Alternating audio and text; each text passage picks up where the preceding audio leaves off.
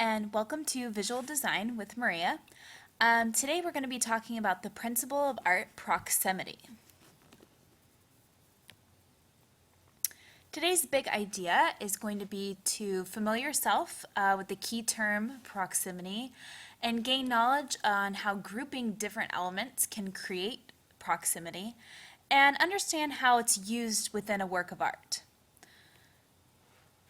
So let's take a look at the basic step of grouping when it comes to proximity.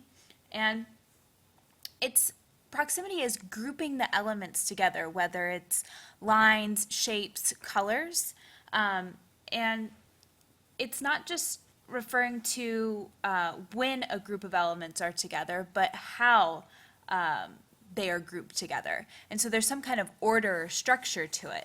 And here you can see two different examples. This one's a little bit kind of out of order. They're not all the same shape, yet they are the same color, and they're not necessarily all the same size. However, the way that they've been grouped together, they are close to one another, and it somewhat kind of creates a square if you were to kind of step back and look at all the shapes together. So the proximity of these objects are close together, and that there's some sort of kind of order or structure within the grouping. They haven't, just haphazardly been put on the page. There's a reason why they're grouped together. And artists choose to take shapes and lines and colors and patterns and things like that, and they're able to group them or create some kind of order to make it make sense.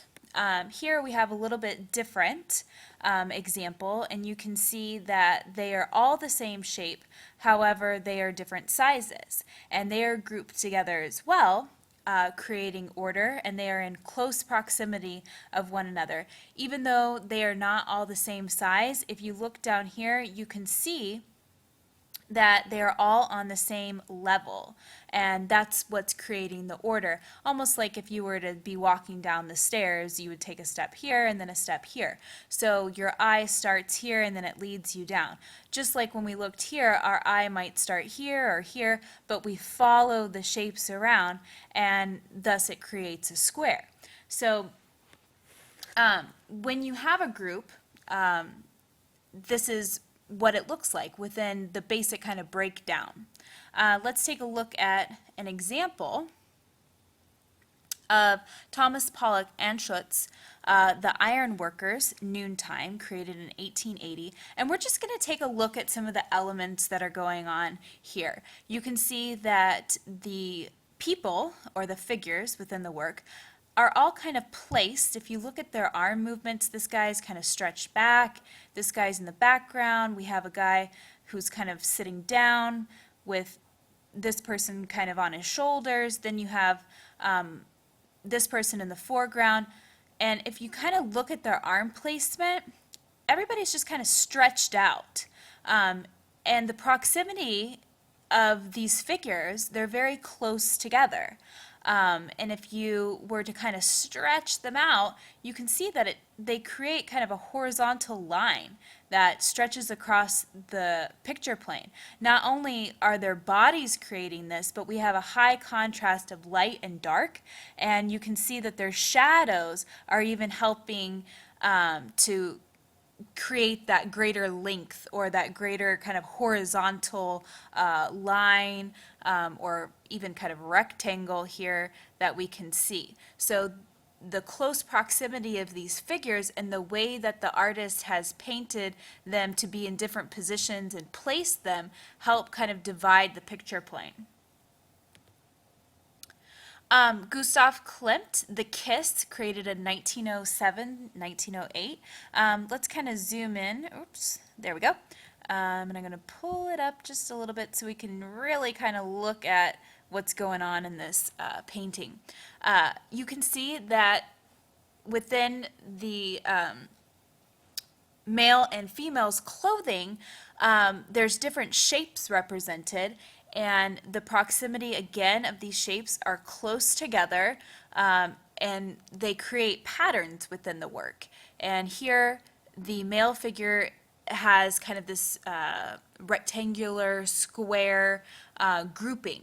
And then the female has a circular grouping. And you can see that here's a group here. They're using green and red, which are contrasting colors, to help this grouping stand out versus maybe the yellow grouping of circles. And even down here, you have this grouping of what seem to be flowers in close proximity. And because they put them in a close proximity, they're creating patterns within the work, but they have to be grouped together. And you can see that they have two different types of shapes happening, rectangles and circles, which help you kind of understand the difference of this is where his clothing is and this is where her clothing begins. So there's a separate part, and there's a reason why they group those together like that, so you would be able to tell the difference. All right, and let's take a look at one more. I'm going to back it up a little bit. Whoops, sorry about that. Here, let's try it again. Okay, so Michelangelo, the creation of Adam. Here we have lots of different types of proximity happening. We have a balance of a heavy set figure here and a heavy set of figures here.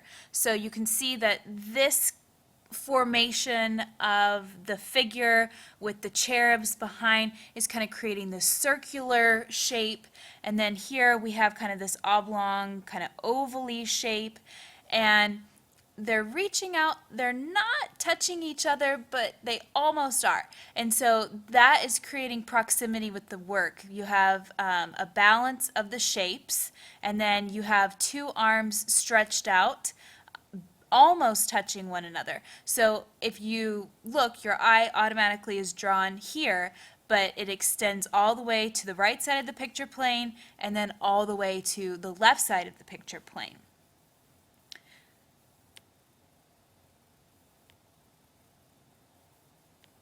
So let's take a look at our review, and we want to, hopefully you can understand that proximity is the distance between elements in a given space.